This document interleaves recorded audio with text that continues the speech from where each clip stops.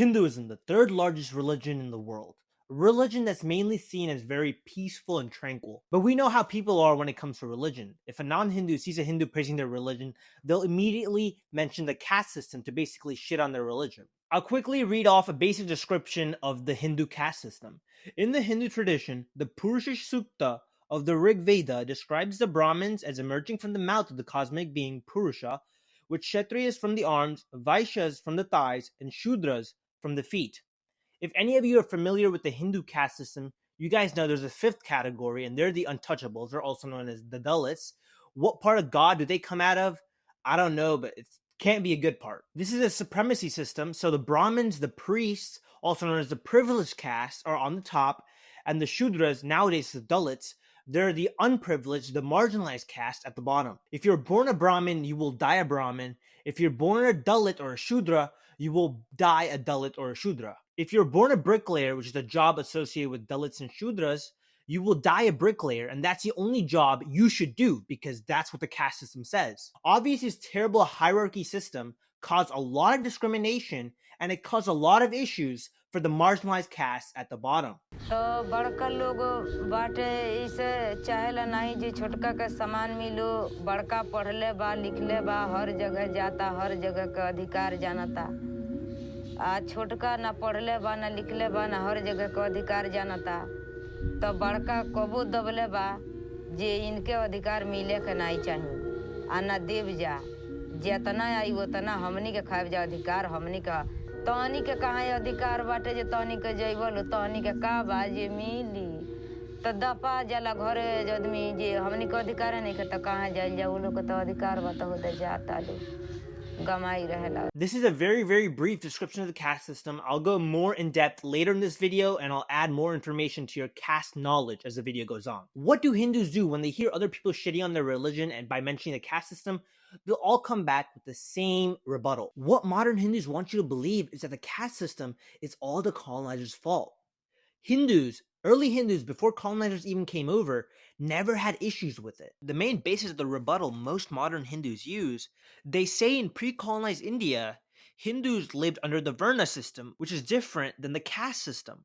In the varna system, Hindus lived in a land where your skills and qualities and attributes determined your caste. They say that your caste is not birth-based like it is these days. Let's say if you were born a Shudra and you wanted to study the Vedas and become a priest, if you study the Vedas and become very knowledgeable like a priest, you will become a priest, and by extension, you will become a Brahmin. The opposite also applies. Let's say you were born a Brahmin, but you want that warrior lifestyle. So you train really hard and you become a great fighter. You're not considered a Brahmin anymore, even though your parents are Brahmins. Now you're a Kshatriya. They claim that when the colonizers came over, they changed this. The colonizers are the reason why caste is birth-based nowadays. In pre-colonized India, everyone lived peacefully. Everyone changed caste all the time. It is the colonizers who are to blame. Everything went wrong because of the colonizers. Because caste system is not born in India.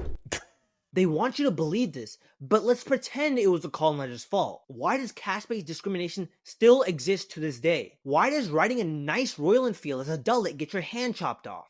Why can't you grow a mustache as a Dalit without being killed? Why is there a hate crime committed against a Dalit every 15 minutes in India? The British are gone. Hindu majority country, peaceful religion.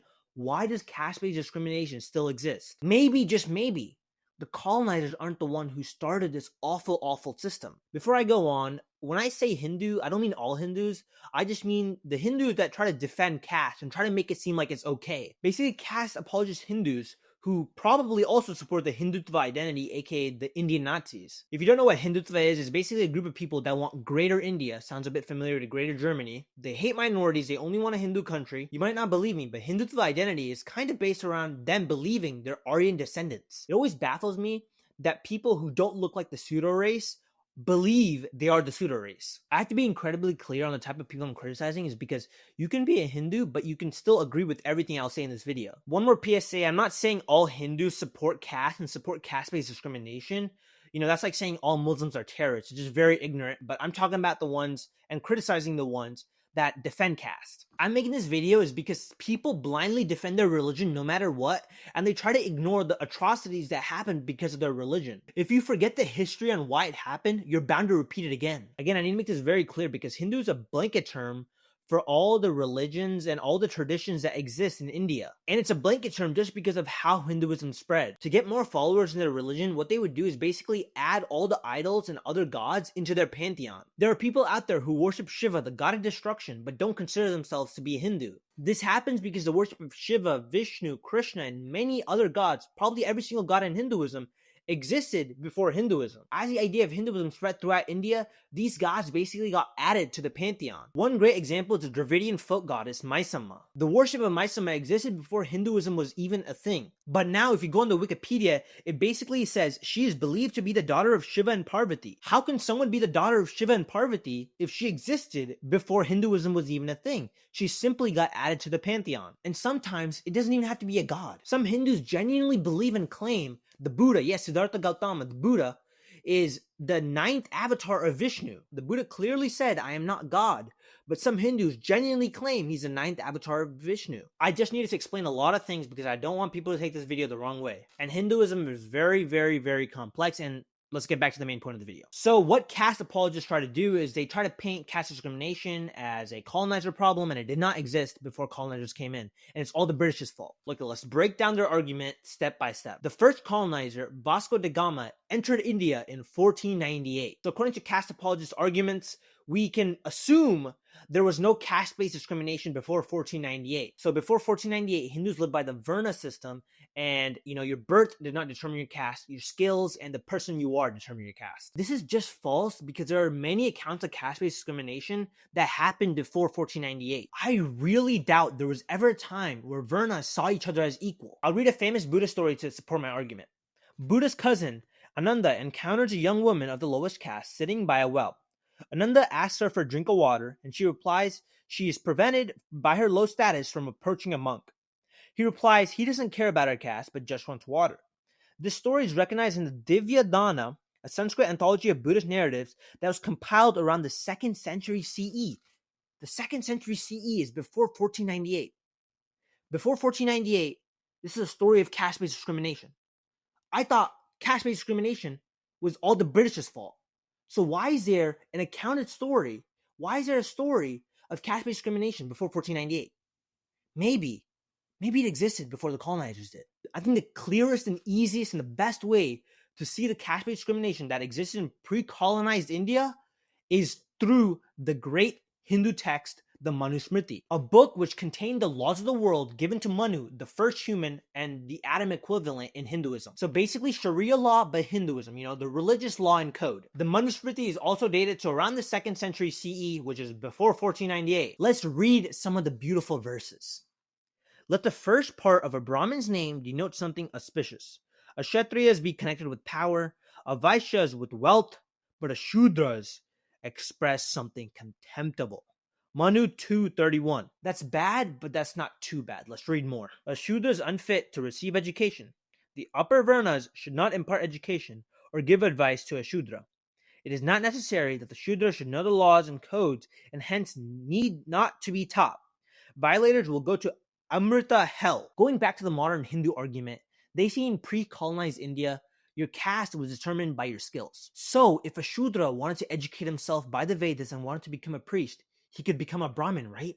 But why does this verse, dated before the colonizers came, clearly show that you are born into your caste and you will be stuck there? Because if a Shudra learns, he's not supposed to learn. And anyone who teaches him will go to hell. Where's this beautiful Varna system that Hindus love to talk about?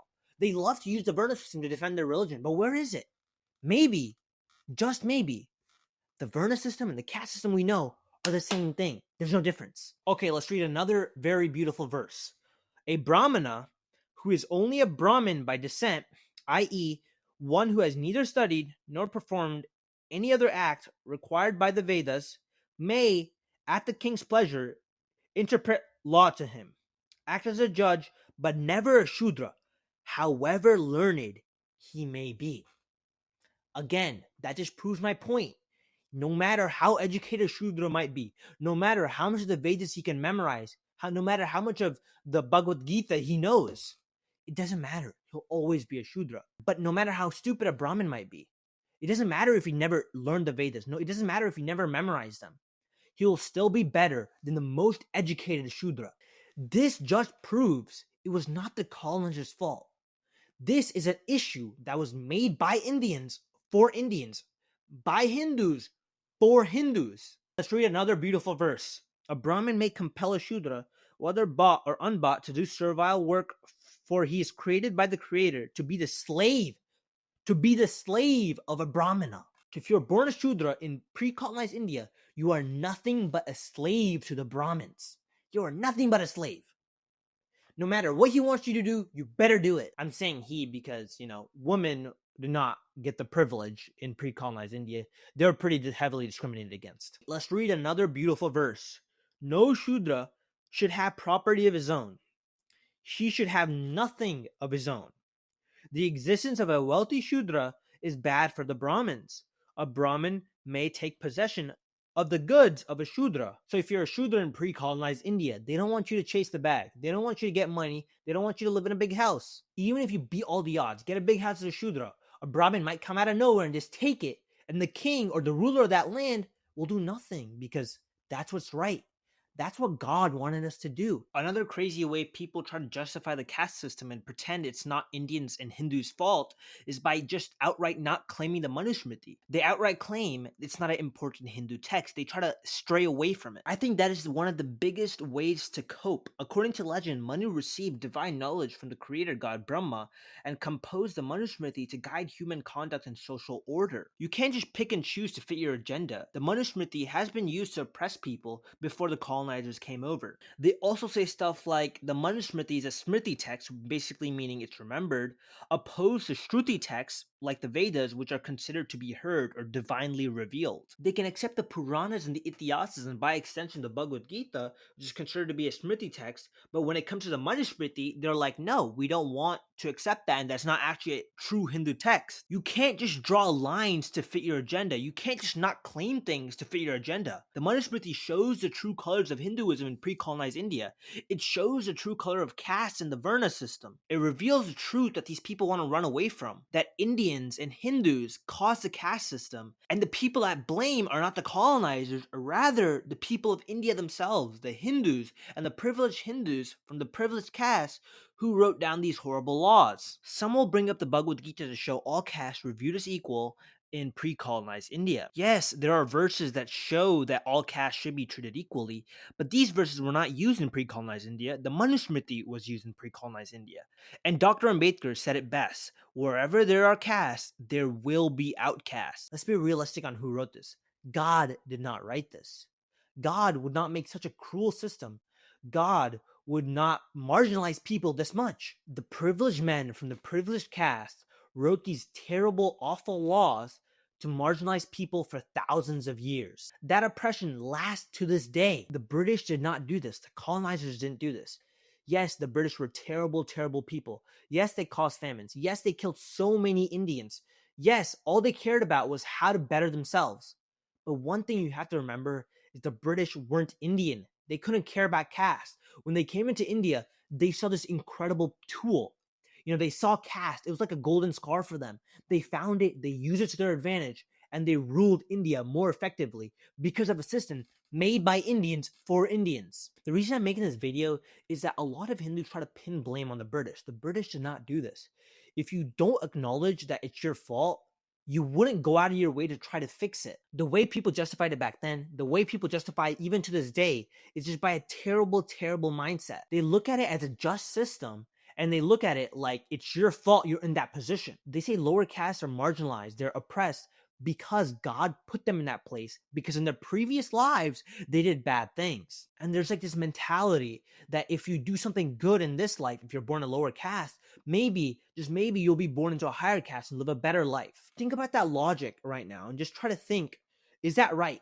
Was that a good way of thinking about it? But let's go back to the word varna, which is spammed by caste apologists. What does it truly mean? Varna means color, but it's not your skin color. It's the color of your character. The system is actually so gross. Let me tell you what are the colors of specific castes. So Brahmins, the priests and teachers, have a white varna. Kshatriyas, the warriors and rulers, have a red one. Vaishyas, the merchants and traders, have a yellow one. And the Shudras, the laborers, which I will also group the untouchables, the Dalits with, have a black one. There's no compassion. There's no humanity in this system. The system is set up in a way that justifies doing awful things. This system is terrible. It took great Dalit leaders like Dr. Ambedkar, who actually burned the Manusmriti, to eventually try to help and give basic human rights to Dalits. One protest Dr. Ambedkar did was drink water from the same well privileged caste people were drinking from. Dr. Ambedkar took himself and many other Dalits to drink water from there. This caused a lot of issues. As a Dalit, you were considered so dirty that even being in their sight, or even their shadows touching you, was too much. The funniest part is what the privileged caste people did after Dr. Ambedkar and his friends drank from that water. They basically try to cleanse it by pouring milk, pouring ghee, doing weird Hindu rituals to try to cleanse the water, like that would do anything. Some people as a rebuttal might bring up some Shudra kingdoms. They might bring up, other situations where lower caste people were actually living good lives in pre-colonized India to basically shut down my argument. But to that, I say there's obviously going to be exceptions. But if you just look at the code of laws, the code of Hindu laws will clearly see the caste system, the Varna system, and they also throw in the word jati in there. They're all the same. They're all terrible systems meant to put people below other people and meant to oppress them. The colonizers did not do this. It was privileged men from privileged castes who wrote these terrible laws. Those are the people to blame, not the colonizers. They simply came here, they saw this terrible system, this terrible backward system, and they used it to their advantage. They basically ravaged India for its resources, and they came out on top. I have such a huge problem when people say it was the colonizers' fault, because like I mentioned previously, if you don't acknowledge the issue, if you don't acknowledge the origin of the issue, you're bound to repeat it. And plus, when Indians basically try to say the colonizers did it, it basically puts them in a position where they say, oh, why do I have to solve it? It was the colonizers' fault. It was their issue. So why should we go out of our way to solve it? And basically, they'll ignore it. They'll shove it down the door. They just don't care about it. Another huge issue I have is that when people claim the caste system was created by colonizers, they erase centuries of oppression that existed long before the British arrived. Caste-based discrimination, exclusion, and violence were already deeply rooted in Indian society. The British didn't invent caste, they simply manipulated it. But the foundation of this hierarchy existed long before, upheld by scriptures and enforced by social norms. Guess who helped the British manipulate this system? It was privileged high caste Hindus. Many Brahmins collaborated with colonial officials to institutionalize caste discrimination. They provided the British with authentic interpretation of Hindu texts, reinforcing a rigid hierarchy that favored them. The colonizers weren't the only people who benefited from caste. It was weaponized by those who already held power in it. Another huge lie caste apologists will try to spew is that some of them try to say untouchables or Dalits aren't part of the caste system, that they are not even mentioned in the text like the Manusmriti. But don't be fooled. Just because they're outside the four varnas doesn't mean they're left alone, or doesn't mean they weren't even mentioned. Dalits are basically outcasts. They aren't part of the caste system, but they still exist. In the Manusmriti, they were referred to as Chandalas, a word that literally means impure or disgusting. Indian society is built on this disgusting oppression. This is why I hate when Indians come over to America, Australia, and the United Kingdom, and they claim they're the model minority. They put down other minorities while trying to make themselves look better. Why are they the model minority? Well, maybe because most Indians that immigrate to other countries come from higher castes, which are basically the most privileged people on earth. A huge country with immense resources concentrated to support and benefit one class of people. I hate it when Indians think they're better. I hate it when they think they're just smarter. Well, no, you're just a product of privilege. The privileged will always think they're better because they think they're the product of merit, when they're just products of privilege. I hope more people realize this fact and they stop using that awful term model minority. Also, I'll also mention there are some instances where people did ascend caste. The Rajputs, one of the most famous Kshatriya castes and one of the most recognizable Kshatriya castes in India right now, actually have lower caste origins. There's also a lot of cases where castes have been demoted. So a lot of untouchable Dalit castes originally had warrior roots, but they've been demoted to now be seen as Dalits. Again, these are rare cases, rare exceptions. These exceptions do not matter because the Hindu code of laws before the colonizers came over basically proves to us that caste-based discrimination was a huge part of Hindu society before the colonizers came. These exceptions do not shut down my argument. My argument still stands from what the Manusmriti says. And I'll talk about a very weird Hindu ceremony that I'll show you how hard it is to ascend caste. Ascending caste, or basically going to a different caste, jumping up the hierarchical structure, is very hard. It's an incredibly hard thing to do. Okay, let me read you a description of this crazy ritual. The Hiranyagarbha ceremony, meaning golden womb or golden egg, is a Hindu ritual performed to signify a king's rebirth as a Kshatriya, aka the warrior caste, and legitimize his rule, often involving a lavish gold offering to Brahmins. So basically, what the king dude who's not a Kshatriya would do to become a Kshatriya is there would be a big golden egg made out of gold, usually, the same weight as him, and he would climb in it, like he would just straight up go in it, and then he would stay in there while the Brahmins outside perform a ritual. And once he came out, he'd be a pseudo Kshatriya. After all that, he's not even a Kshatriya. Even after giving up so much gold away, he is still considered a pseudo Kshatriya. The pseudo Kshatriya term is called a Samantin Kshatriya. Basically, what I'm saying, a pseudo Kshatriya. It's just crazy what people did to marginalize other people. They went to crazy routes to do that. And what the marginalized would do to just try to fit in and try to gain the same rights the privileged people had. It's sad that people actually had to live through this, and it's sad that people still have to live through it in India. And Dr. Ambedkar once said that wherever Hindus go, caste discrimination will follow. And there's been a lot of cases in countries, especially in countries where a lot of Hindu immigrants go to. In the United States, Australia, and the UK, caste-based discrimination and caste-based discrimination cases have been popping up. Before I end this video, I have to talk about the saddest part of this entire crazy system. Throughout this video, I've said something along the lines of the caste system is by Hindus for Hindus, and I've also said by Indians for Indians. Why would I involve caste with every single Indian person? There's Muslims, there's Christians, there's also Sikhs in India, and there's also a lot of other religions. Even when Dalits convert to Islam or Christianity, they don't find themselves free from caste-based discrimination. Caste is such a huge issue in India that even converting religions will not protect you from the discrimination. And right-wing Hindutva caste apologists use this point to basically say that, oh, look, Christians and Muslims have caste, and that basically just says that Hindus are not the issue. But we obviously know the origin, where this entire issue came from, is from the Manusmriti, basically from the modern Brahminical Hinduism. And we know that the Bible and the Quran has no mention of the caste system. In this video, I've mainly focused on Brahmins and attributed them to majority of caste-related and caste-based crimes. However, every caste is capable of attacking lower and marginalized castes.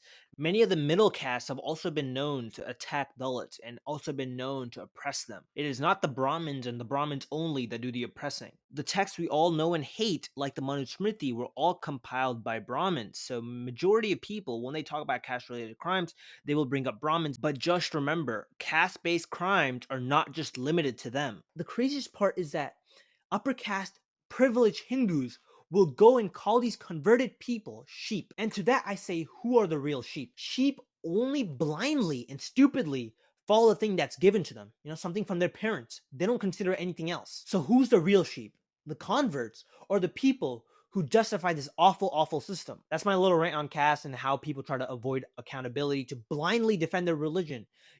Religion's cool and all, but humanity should always come first. You should not blindly defend your religion. You should think critically. Thinking critically is a first step to becoming smarter. This channel is called the Blue Panther Mission.